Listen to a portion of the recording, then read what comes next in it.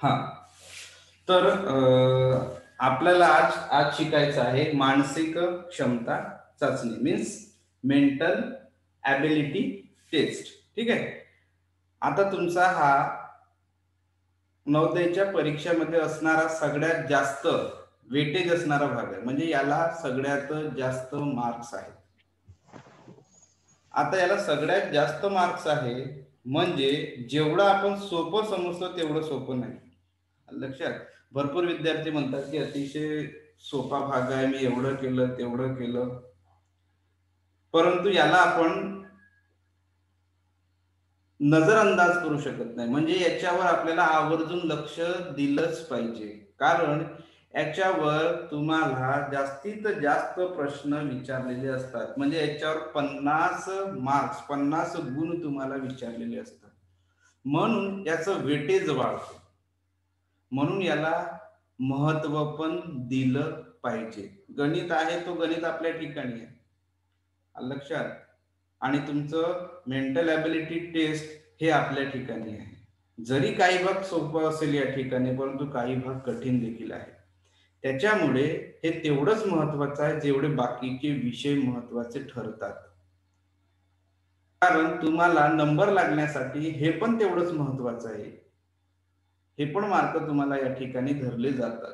त्याच्यामुळे आता mental ability taste, ठीक आहे. आता हे तुम्हाला का बरं आहे, यामध्ये विद्यार्थ्यांची जी मानसिक क्षमता असते, विद्यार्थ्यांची मानसिक क्षमता म्हणजे तुमचं डोकं जे आहे किती चालते, तुमच्या डोक्याची कॅपॅसिटी किती आहे, तुम्ही काय करू शकता, तुमच्या डोक्याचा वापर तुम्ही कशा पद्धतीनं करता, यासाठी तुम्हाला हा टॉपिक दिला आहे, मानसिक क्षमता चाचणी. आता का बरं दिलेलं आहे, कारण परीक्षेमध्ये प्रत्येक विद्यार्थ्याला एक पर्याय असतो, तो म्हणजे भाषा निवडीचा, की तुम्ही आपापल्या भाषेमध्ये पेपर देऊ शकता. तर चौथा किंवा पाचव्या वर्गाच्या विद्यार्थ्यामध्ये असेही काही विद्यार्थी असतात की ज्यांना जरी ते त्या भाषेमधून शिक्षण घेत असतील, परंतु त्यांना भाषेची अडचण असते. काही विद्यार्थी असे असतात की त्यांना प्रॉपरली वाचन करता येत नाही. काही विद्यार्थी असे असतात की त्यांना परफेक्ट किंवा प्रॉपरली एकदम लिहिता येत नाही. प्रत्येक शब्दाचा अर्थ कळत नाही. म्हणजे विद्यार्थ्यांना कधी-कधी काय होऊ शकते, भाषेमध्ये म्हणजे लँग्वेजमध्ये अडचण येऊ शकते. काही शब्द राहू शकतात ते समजणार नाही, काही वाक्य राहू शकतात ते समजणार नाही. आणि जरी तो इंटरनली हुशार असेल, परंतु काही शब्दामुळे किंवा काही वाक्यामुळे तो विद्यार्थी परीक्षा पास होण्यास असमर्थ असू शकतो. म्हणून शासनाने काय केलं, की सर्वांसाठी एक जनरल टॉपिक दिलेला आहे, मेंटल ॲबिलिटी टेस्ट.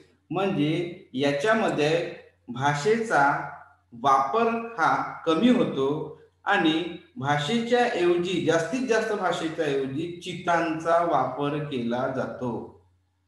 म्हणजे आकृत्या आणि चित्रांचा वापर केला जातो. आणि आकृत्या आणि चित्राचा जर वापर केला की तुमच्या या ठिकाणी जी भाषा असते, जी लँग्वेज असते ज्याच्यामध्ये आपण पेपर देणार आहोत, तिचं प्रमाण या ठिकाणी कमी होते. म्हणजे फक्त तो विद्यार्थी म्हणण्यापेक्षा या ठिकाणी सगळे जे विद्यार्थी आहेत त्या विद्यार्थ्यांना फक्त आकृत्या आणि चित्रे बघूनच विचार करावा लागतो. म्हणजे त्याला एखादा शब्द जर नाही समजलं, जसं बाकीच्या याच्यामध्ये एखादा शब्द तुम्हाला समजून घ्यावा लागते, तो शब्द समजला तेव्हाच तुम्ही उत्तर काढू शकता. या ठिकाणी तसं नसते. या ठिकाणी तुम्हाला शब्दांचा वापर कमी होतो, वाक्यांचा वापर कमी होतो आणि जास्तीत जास्त हे तुमचे चित्र किंवा आकृत्या बोलक्या असतात. म्हणजे तुम्हाला चित्र बघितलं तरी तुमची मानसिकता हे तुम्हाला कळेल की तुम्ही कशा पद्धतीने उत्तर सोडवलं पाहिजे, काय केलं पाहिजे. म्हणजे तुम्ही चित्रावरूनच त्याचं आन्सरिंग करू शकता, आकृत्यावरून त्याचं आन्सरिंग करू शकता. म्हणून प्रत्येक विद्यार्थ्यांसाठी हा एक चांगला आणि महत्वाचा भाग परीक्षेमध्ये दिलेला आहे. त्याला म्हटलंय मानसिक क्षमता चाचणी. ठीक आहे. आता सगळ्यात महत्वाचं असं की यामध्ये सगळेचे सगळे प्रश्न हे चित्र आणि आकृत्यांच्या स्वरूपामध्येच असते. समजून घ्या. कुणाला बोलताना माझ्या काही अडचणी येत असतील, एखादा भाग मी काय बोलतोय समजलं नसेल तर विचारायचं, ठीक आहे. मी काय सांगितलं की सगळेचे सगळे प्रश्न हे आकृत्या आणि चित्रांच्या बेस्ड असतात, म्हणजे त्यांच्या आधारावरच विचारलेले असतात.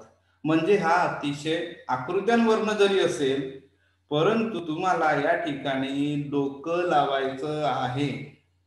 असं नाही की आकृत्या आहे म्हणजे अतिशय सोपं असेल, आकृत्या आहे म्हणजे मला करण्याची गरज नाही, असं कोणत्याही विद्यार्थ्यांनी करायचं नाही. याला वेटेज पण तेवढंच जास्त आहे, म्हणजे याला 50 गुण आहेत. लक्षात, त्याला गुण किती आहे? 50 गुण आहेत.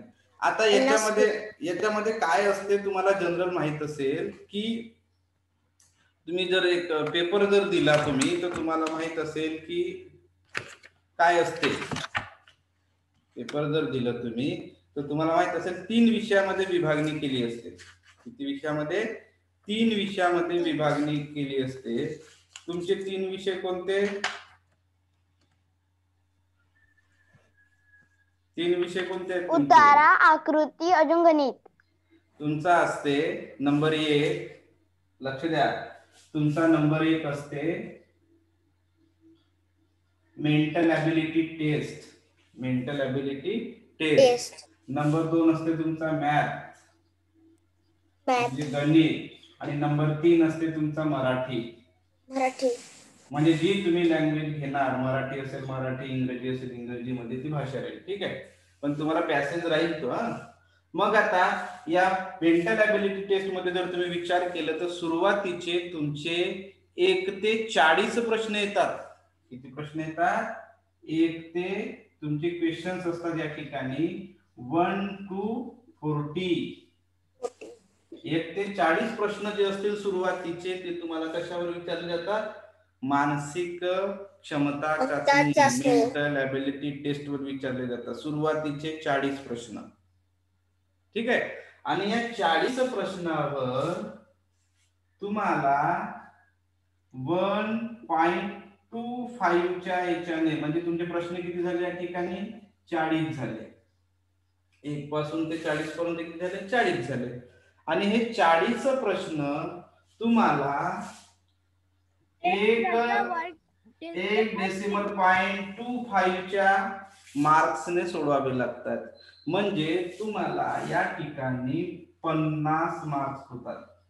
म्हणजे तुमचा मेंटल ॲबिलिटी टेस्ट ही 50 मार्काची असते.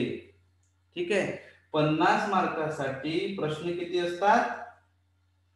40 असतात. 50 मार्कासाठी तुम्हाला प्रश्न असतात 40.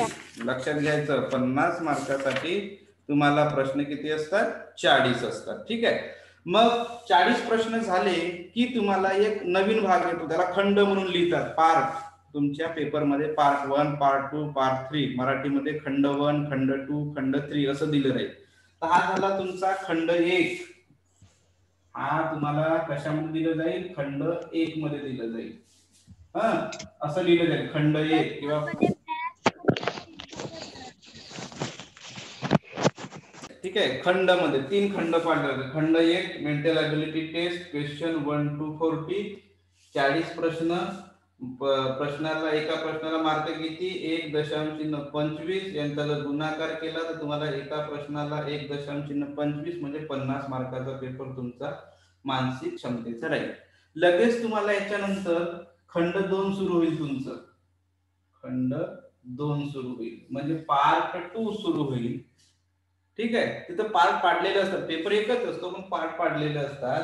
याच्यामध्ये तुम्हाला क्वेश्चन राहील 41 पासूनचा जो क्वेश्चन राहील 41 to 60. 41 to 60. किती? 41 to 60. म्हणजे असे किती प्रश्न? 20 प्रश्न राहतील. 41 to 60 किती प्रश्न झाले? 20 प्रश्न. तर हे जे 20 प्रश्न आहेत, या 20 प्रश्नाला जर तुम्ही मार्किंग केली तर तुम्हाला किती मार्क्स होतील? 25 मार्क्स. किती? 25 मार्क्स. लक्षात बघा, म्हणजे आपण जेवढं सोपं समजतो, गणित तर आहे आपल्या गणिताच्या ठिकाणी, परंतु मेंटल ॲबिलिटी टेस्ट बघा 50 मार्काचा आहे. डबल मार्क्स असतात त्याच्यामध्ये. त्याच्यामध्ये सगळ्यात जास्त स्कोरिंग करण्याची आपल्याला गरज याच्यामध्ये आहे. जरी विद्यार्थी या ठिकाणी समजा पासिंग पुरता पास झाला किंवा थोडेसे जरी प्रश्न सोडवले लक्षात, आणि जर मेंटल ॲबिलिटी मध्ये पूर्णचे पूर्ण बरोबर लिहिले किंवा सगळेचे सगळे जर बरोबर लिहिले तर तो विद्यार्थी इतर विद्यार्थ्यांच्या मानाने ऍव्हरेज पेक्षा जास्त राहू शकतो.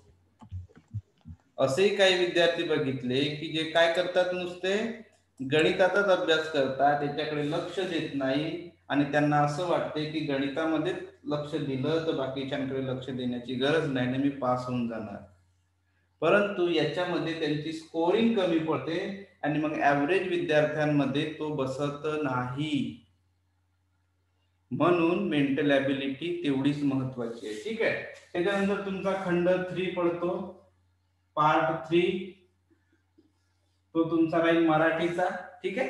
याच्यामध्ये तुमचे क्वेश्चन्स राहतील 61 to 80. 61 to 80 म्हणजे हे तुमचे किती झाले, 20 into 1 to 5 is equal to 25.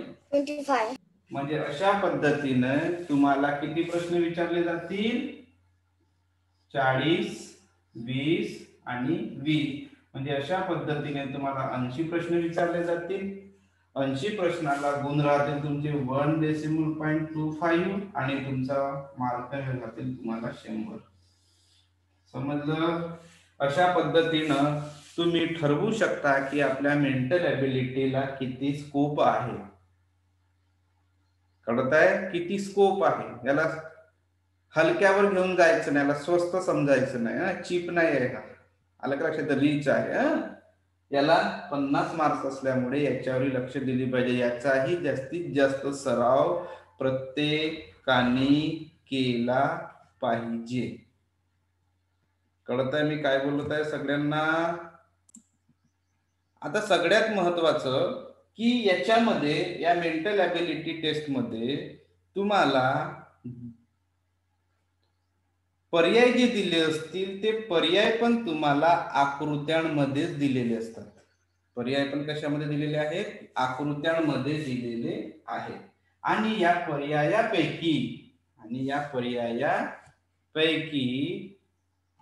तुम्हाला एक पर्याय निवडायचा असतो. या पर्यायापैकी तुम्हाला एक पर्याय निवडायचा असतो. ठीक आहे. तुम्हाला ए, बी, सी आणि डी या 4 पर्यायापैकी एक पर्याय निवडायचा असतो. आणि हे जे पर्याय असतात हे सगळे पर्याय काय असतात? आकृत्या असतात. सगळे पर्याय काय असतात? आकृत्या किंवा चित्रे असतात. आता आकृत्या किंवा चित्रे जे असतात या प्रत्येकांचे वेगवेगळ्या भागामध्ये विभागणी करून त्याचे प्रकरण तयार करण्यात आले. आकृत्यांचे वेगवेगळ्या टॉपिकवर डिव्हिजन करून त्याचे काय केले आहे? त्याची विभागणी करून त्याला काय तुम्हाला काही प्रकरण तयार केलेले आहेत. काय केलेले आहेत? प्रकरण तयार केलेले आहेत. आणि या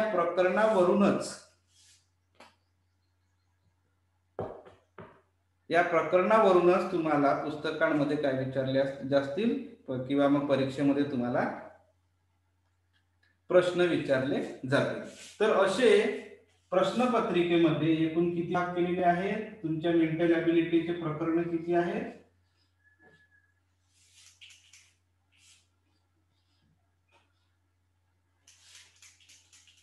मेंटल ॲबिलिटीचे तुमचे प्रकरण आहेत 10. किती प्रकरण आहेत? 10 प्रकरण आहेत. ठीक आहे. किंवा 10 प्रकरण आहेत. आणि या 10 प्रकरण कोणकोणती आहेत? आणि या 10 प्रकरणावरूनच तुम्हाला सगळेचे सगळे आकृत्या तुम्हाला येतील. या 10 प्रकरणामधूनच तुम्हाला सगळ्यांच्या सगळ्या आकृत्या या ठिकाणी येतील. फक्त असं राहू शकतो की यांचा क्रम बदलू शकतो. क्रम म्हणजे 10व्या प्रकरणाचा तुम्हाला सुरुवातीला विचारू शकते, 8व्या प्रकरणाचा तुम्हाला नंतर विचारू शकते. म्हणजे या ठिकाणी क्रम निश्चित नाही.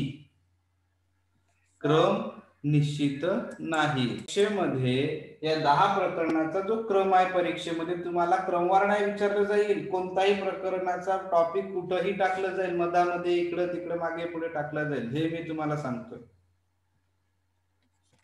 क्रम जो आहे प्रकरणाचा, तुम्हाला प्रश्न विचारण्याचा हा मागे पुढे राहू शकतो. पहिल्या प्रकरणाचे प्रश्न तुम्हाला मधामध्ये टाकेल, शेवटच्या प्रकरणाचे प्रश्न सुरुवातीला विचारेल, असं कोणताही क्रम ठेवू शकतो. त्याच्यावर आपण आपलं काय राहणार आहे, आपल्याला परीक्षा द्यायची आहे, ते कसे विचारू शकतात.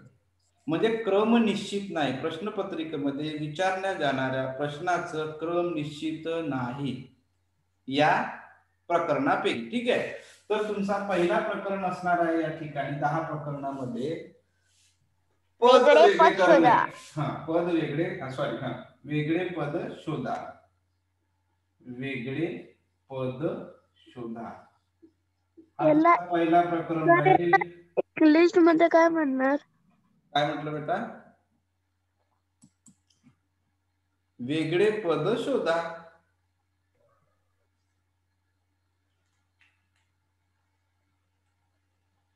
पहिला प्रकरण राहील तुमचा वेगळे पद शोधा.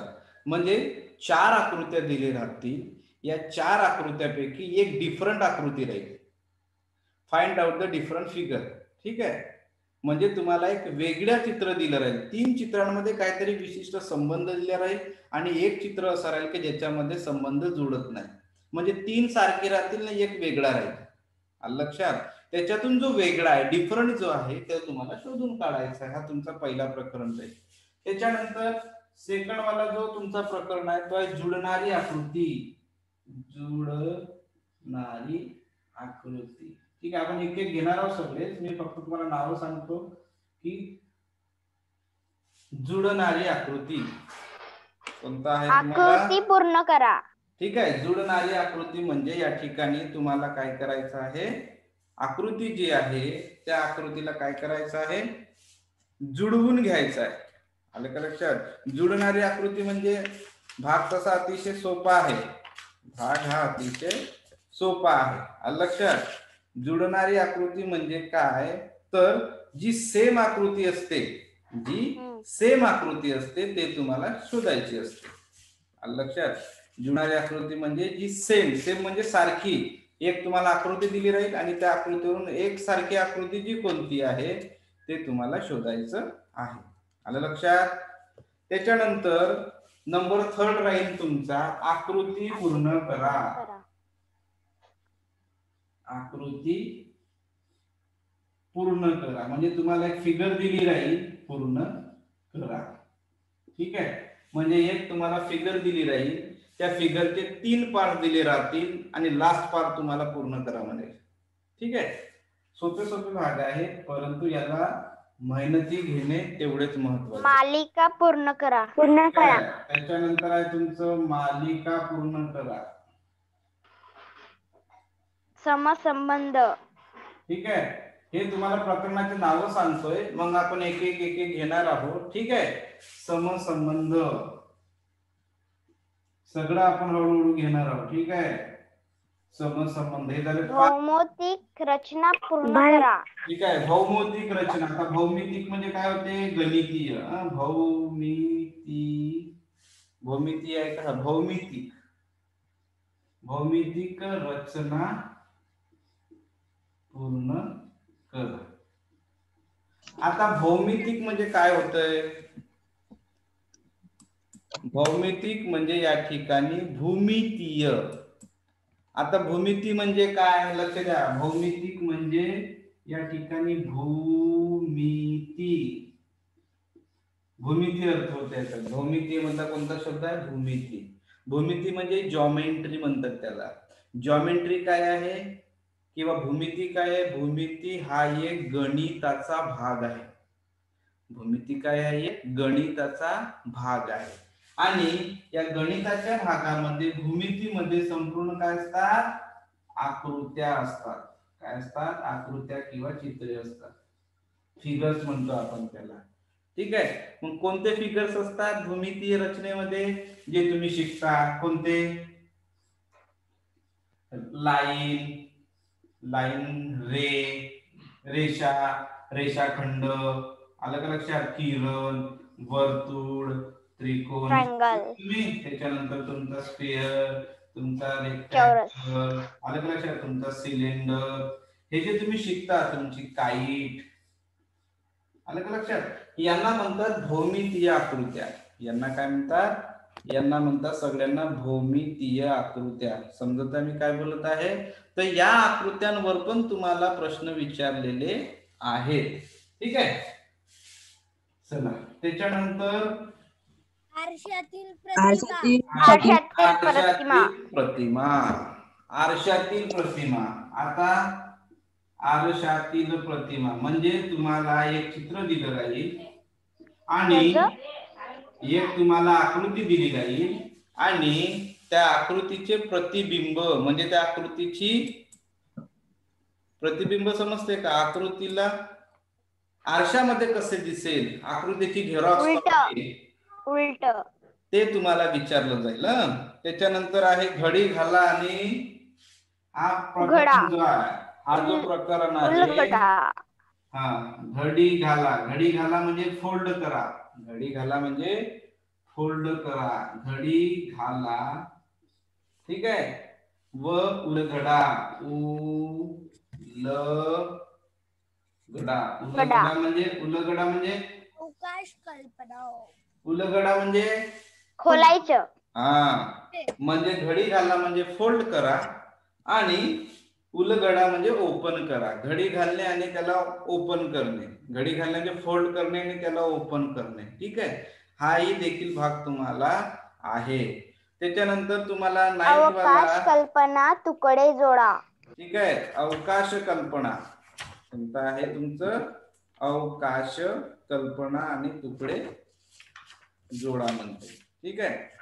अवकाश कल्पना 9th आहे तुमचं अवकाश लपलेली आकृती शोधा. अवकाश कल्पना आणि तुकडे आकृती शोधा. ठीक आहे. तुकडे जोडा. आता इथं काय असते? अवकाश कल्पना आणि तुकडे जोड्यामध्ये काय असते सांगा बरं? म्हणजे तुकडे जोडा लागते. या ठिकाणी तुम्हाला एका आकृतीचे काय केले आहे? तुकडे केलेले आहेत आणि हे तुकडे असे सैरावैरा पसरलेले असतात. त्याच्यातला एक तुकडा त्या ऑप्शन मध्ये राहते आणि त्याला जोडून जी आकृती बनते ते ऑप्शन मध्ये दिली राहते. Very good. म्हणजे खूप सुंदर प्रकरण आहे.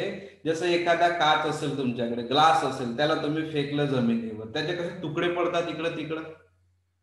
ठीक आहे. काही वस्तू आपल्याकडे असे असतात की ते जोडू शकतो, तर आपण ते फेविक्विकनं जोडतो आणि त्याला जमून ठेवतो. तशा पद्धतीने म्हणजे हे तुकडे पडलेले असतात आकृतींचे. पडलेले म्हणजे विखरलेले असतात इकडं तिकडं. त्यांना जवळ आणायचा. तर जवळ आणायचा म्हणजे आपण हाताने तर आणू शकत नाही. एखादी वस्तू असेल तर त्याला लावण्याचा प्रयत्न करणार की बरोबर आहे का, त्याला जोडता येते का. परंतु या ठिकाणी तसं नसते. या ठिकाणी आकृत्या ज्या असतात हे सैरावैरा किंवा इकडं तिकडं तुकडे पसरलेले असतात आणि तुमच्या डोक्याचा वापर करून पझल गेम सारखं. पझल गेम सारखं आणि तुमच्या मेंटल ॲबिलिटीचा वापर करून तुम्हाला ते तुकडे काय करायचे आहेत?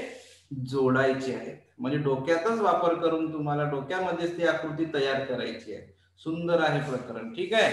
अशा पद्धतीनं हा तुमचा एक प्रकरण आहे. कोणता? 9वा. अवकाश. ठीक आहे.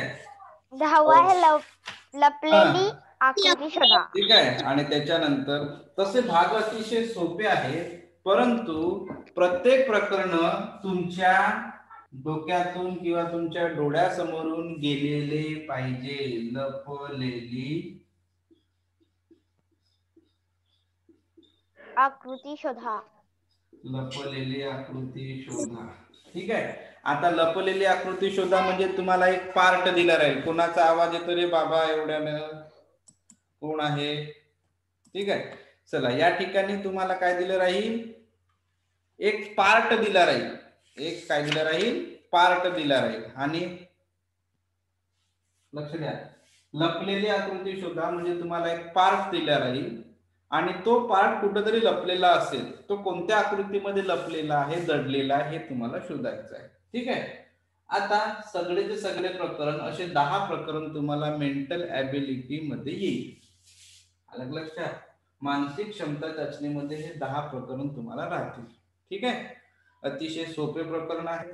जरी सोपे असतील परंतु त्याचा सराव होणे आवश्यक आहे आणि ते पुस्तकीमध्ये दिलेले जे काही प्रकरण असतील, प्रश्न असतील, सर 10 प्रकरणावर 50 मार्क्स आहेत. भाग तसं तुम्हाला सोपं वाटते परंतु प्रत्येकांच्या डोळ्यासमोरून प्रश्न गेलेले पाहिजेत, त्याचा सराव पाहिजे, तरच तुम्ही ते सोडवू शकाल. तुम्ही म्हणाल सोपा आहे आणि काही केलं नाही आणि वेळेवर सोडवतो म्हणाल तर ते जमत नाही. आणि तुमच्या पुस्तकीमध्ये भरपूर साऱ्या सरावासाठी दिले आहेत आणि मी पण तुम्हाला प्रकरण झाल्यावर सराव करण्यासाठी प्रश्न देणार. ठीक आहे. आता आपण या ठिकाणी काय करणार आहोत, आपला जो पहिला प्रकरण आहे त्याची थोडीशी बेस घेऊ आणि उद्यापासून प्रकरणाची आपण व्यवस्थित काय करणार आहोत, सुरुवात करणार. ठीक आहे. चला लक्ष द्या. आता खूप कठीण नाही आहे, फक्त थोड्याशा काही गोष्टी सांगून देतो. असं काही खूप वेगळा प्रकरण नाही किंवा खूप असं जास्त सांगण्यासारखं नाही आहे या ठिकाणी. ठीक आहे. आता वेगळे पद शोधा हा तो आपला पहिला प्रकरण आहे. वेगळे पद शोधा. ठीक आहे. आता वेगळे पद शोधा म्हणतो तर यामध्ये तुम्हाला काय काय असू शकते किंवा कोणकोणत्या गोष्टी तुम्हाला राहील आणि त्या गोष्टीकडे फक्त तुम्हाला काय करायचं आहे, आवर्जून लक्ष द्यायचं आहे आणि त्याच गोष्टीकडे थोडंसं लक्ष देऊन पूर्ण आकृत्यांची तुलना करायची आहे, म्हणजे कंपॅरिझन करायचं आहे. आणि कंपॅरिझन करत असताना अशी कोणती आकृती आहे की त्याच्यामध्ये ती नाही आणि मग त्याला तुम्ही वेगळं ठरवू शकता. कळतं मी काय बोलताय? असे कोणते पॉइंट्स आहेत, असे कोणते मुद्दे आहेत की ज्याच्यावर तुम्ही भर देऊन तुम्ही तुमचा वेळ वाचवू शकता. लक्षात ते मुद्दे, ते पॉइंट लक्षात ठेवायचे आणि त्यांच्यावरच भर देऊन त्याला काय करायचं, हायलाइट करायचं. हायलाइट म्हणजे त्याच भागांकडे लक्ष द्यायचं. जसं तुम्हाला एखादा रंगवलेला भाग राहू शकतो, म्हणजे त्याला आपण म्हणतो रेखांकित रंगवलेला भाग राहू शकतो एखादा. ठीक आहे. एखादा रंगवलेला पार्ट राहू शकतो. लक्षात. किंवा मग त्या आकृतीचा आकार राहू शकतो. या आकारावरून तुलना करायची. मी काय काय बोलतो लक्षात घ्या. एखाद्या आकृतीचा एखादा भाग रंगवला जाऊ शकतो, छायांकित केला जाऊ शकतो किंवा रंगवला जाऊ शकतो. त्याचा विचार करायचा या चॅप्टर मध्ये. ठीक आहे. तुमचा एखादा आकार राहू शकतो किंवा एखादं आकृतीचं स्थान राहू शकतो. स्थान म्हणजे त्याचं प्लेस. ठीक आहे. प्लेसचा विचार करायचा कंपॅरिझन करताना. लक्षात. किंवा मग एखाद्या आकृतीचे पार्ट्स राहू शकतात. पार्ट्स म्हणजे त्याला भाग देऊ शकतो. भाग म्हणजे त्याची विभागणी केली जाऊ शकतात. विभागणी म्हणजे तुकडे केले जाऊ शकतात. लक्षात. रेखांकित भाग असेल, आकारवरून तुम्ही त्याचा तुलना करू शकता, वेगळं ठरवू शकता, स्थानावरून तुलना करू शकता. म्हणजे आकृती प्रश्न दिसला की तुम्ही या भागांवर हायलाइट करायचं आणि इथूनच काहीतरी यांच्यापैकी कोणता तरी एक भाग आला असेल आणि त्याच्यावरून कंपॅरिझन करायच्या चारही आकृत्यांच्या. अतिशय सोपा आहे, काही खूप कठीण नाही. तुमची विभागणी केली जाऊ शकते एखाद्या भागाची. लक्षात. तुम्हाला चिन्ह राहू शकते, आकृत्यांमध्ये चिन्ह राहू शकते. लक्षात. कदाचित तुम्हाला एखादी हे राहू शकते, प्रतिमा देखील राहू शकते, म्हणजे प्रतिबिंब म्हणू आपण त्याला.